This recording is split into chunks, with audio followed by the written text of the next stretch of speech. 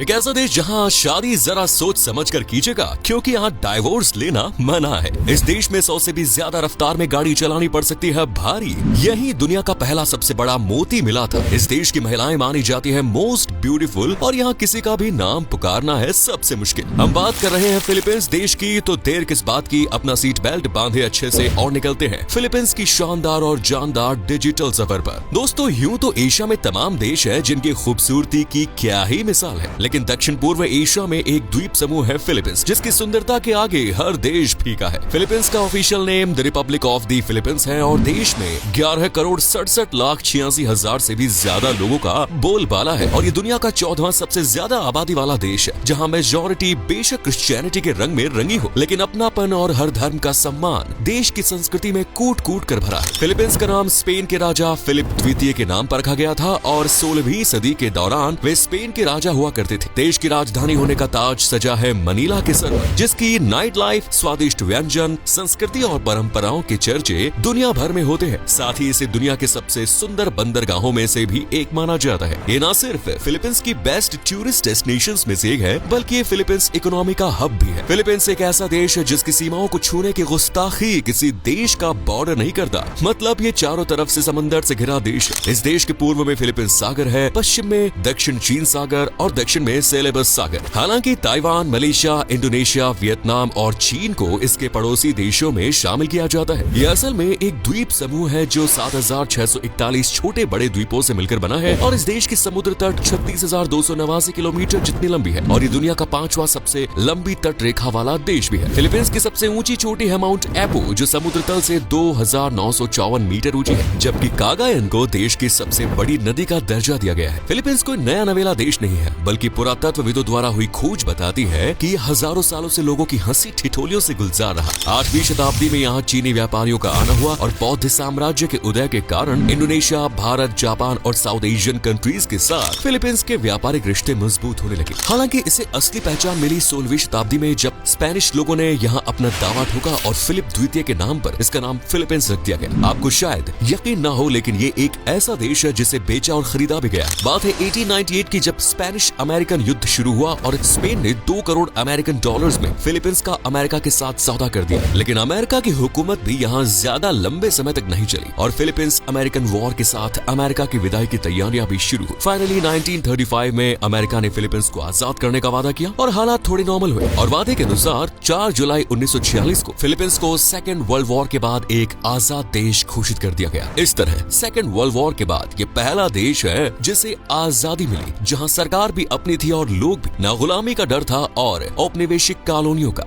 इसी आजाद सोच के साथ फिलीपींस ने दुनिया की भागदौड़ में अपना नाम जोड़ने के लिए इकोनॉमी पर तेजी से काम किया और साल दर साल देश का नाम निखरता चला गया और आज 6 से 7% ग्रोथ रेट की इकोनॉमी के साथ फिलीपींस दुनिया की सबसे तेज भागने वाली अर्थव्यवस्थाओं में से एक है। फिलीपींस को एशिया की सबसे बड़ी इकोनॉमी में से एक भी माना जाता है, जहाँ की नेशनल इकोनॉमी को 32वीं रैंक पर रखा गया। आप और हम जहाँ पपीता और नारियल को खाने में इस्तेमाल करते हैं, वहीं ये दोनों चीजें फिलीपींस की इकोनॉमी को दिन दुगनी रात चौगुनी तरक्की दे रही है। ये एशिया में दूसरा सबसे बड़ा पपीता एक्सपोर्टर, जबकि ग्लोबली सबसे अच्छा नारियल एक्सपोर्टर देश माना जाता है, जहां दुनिया भर में इन्हें एक्सपोर्ट किया जाता है। इस तरह इंपोर्ट एक्सपोर्ट भी कमाई का अच्छा खासा जरिया है और खूबसूरती के चलते टूरिज्म तो लगातार बढ़ ही रहा है। इसके अलावा तांबा, पेट्रोलियम, मोबाइल और कंप्यूटर में लगने वाले चिप का प्रोडक्शन, इलेक्ट्रॉनिक उत्पाद, कपड़े जैसी कई चीजें हैं जो इसे दुनिया में एक नए औद्योगिक राष्ट्र के रूप में उभरने में मदद कर रही है। कुल मिलाकर कहें तो फिलीपींस कमाई के मामले में आज किसी से पीछे नहीं।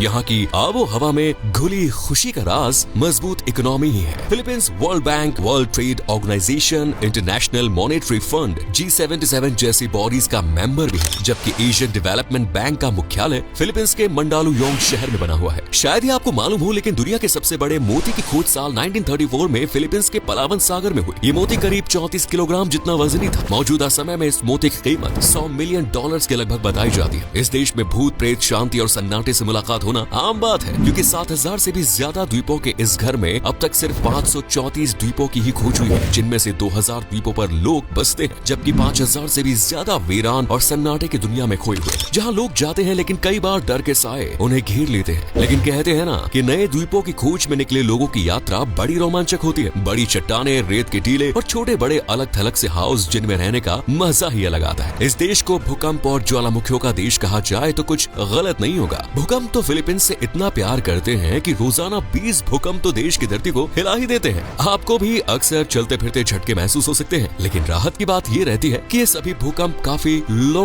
तीव्रता के होते हैं, जो आते हैं और कई बार किसी को एहसास कराए बिना ही चले भी जाते हैं। इस देश में ज्वालामुखियों का पूरा मायाजाल बिखरा है। यहाँ 24 एक्टिव जबकि 276 से भी ज्यादा इनएक्टिव वॉल्केनोज है। एक तरफ जहाँ ये ज्वालामुखी लोगों की सांसें अटका देते हैं, तो वहीं देश में मिनरल्स के लिए वरदान बनकर भी बैठे हैं। दोस्तों, फिलीपींस में ज्वालामुखीय गतिविधियों के कारण सोने और तांबे जैसे खनिजों की समृद्ध भंडार पाए जाते हैं, जिससे ये देश खनिज संसाधनों के मामले में महत्वपूर्ण स्थान रखता है। वैसे तो आपने कई देशों के झंडे देखे होंगे, लेकिन फिलीपींस का झंडा सबसे अलग है। ये देश युद्ध और शांति की स्थिति को दिखाने के लिए अपने झंडे का सहारा लेता है। फॉर एग्जाम्पल, अगर देश में वॉर होता है, अशांति की स्थिति होती है, तो रेड कलर ऊपर की तरफ होता है, और अगर शांति का माहौल है तो ब्लू रंग की पट्टी सबसे ऊपर होती है। अगर आप फिलीपींस जाएं और लाल रंग की पट्टी ऊपर देखें तो समझ जाएं कि कुछ गड़बड़ है या होने वाली है।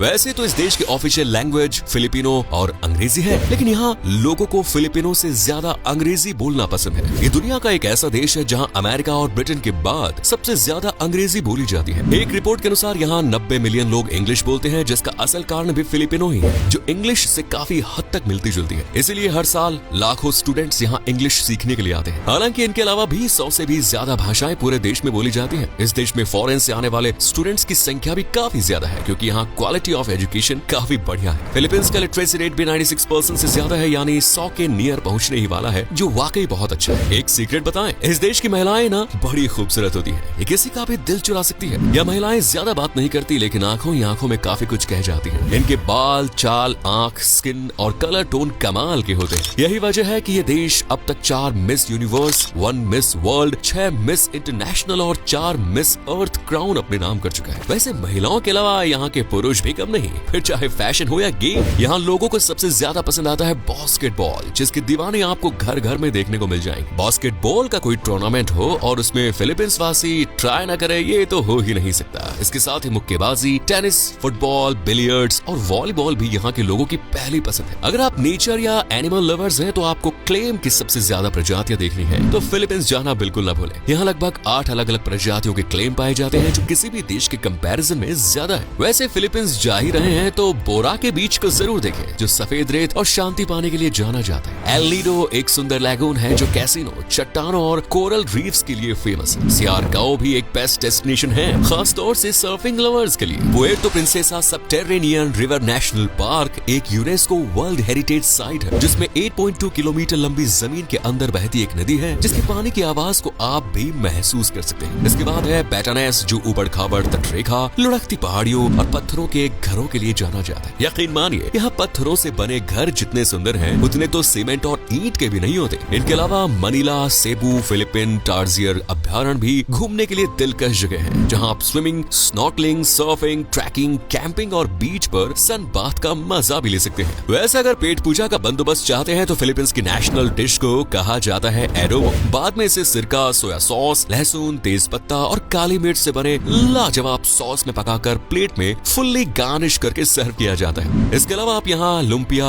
सिनिगैग, सकलिंग पिग, हालो हालो जैसी डिशेस भी चख सकते हैं, जिनके नाम अजीब हो सकते हैं, पर स्वाद के मामले में ये धमाका है, धमाका। लेकिन दोस्तों, हर देश के अपने कुछ नियम होते हैं, इसी तरह फिलीपींस के भी अपने कुछ सख्त नियम हैं। जैसे हर देश में महिला हो या पुरुष, उन्हें तलाक लेने की आजादी दी जाती है, लेकिन फिलीपींस में अगर आपकी शादी हो गई तो आप तलाक नहीं ले सकते। हालांकि ये नियम हिंदू, ईसाई और बौद्धिस्ट के लिए है, मुसलमानों को इस नियम से बाहर रखा गया है। इस देश में ड्राइविंग को लेकर सरकार काफी सख्त है। यहाँ 100+ स्पीड पर गाड़ी दौड़ाते हुए अगर आप पकड़े गए तो न सिर्फ आपसे जुर्माना ही लिया जाएगा, बल्कि हो सकता है कि जेल भी हो जाए। इन नियमों को छोड़ दे तो फिलीपींस पूरी तरह से सुरक्षित है और टूरिस्ट फ्रेंडली देश है, जहाँ दुनिया के टॉप 10 में से 4 से 5 शॉपिंग मॉल्स हैं, जहाँ ट्रेंडी कपड़ों से लेकर जंक फूड और वो सब कुछ मिलता है जो आपको खुश कर सकता है। इस देश में क्राइम रेट भी बेहद कम है। हालांकि पिछले कुछ समय से इजराइल के साथ वॉर के चलते फिलीपींस में हालात काफी बदल गए, लेकिन वॉर में शांति के बाद अब फिलीपींस धीरे धीरे ट्रैक पर लौट रहा है। तो कैसा लगा आपको फिलीपींस? अच्छा या बहुत अच्छा कमेंट करके बताएं। वीडियो पसंद आए तो लाइक करें, शेयर करें।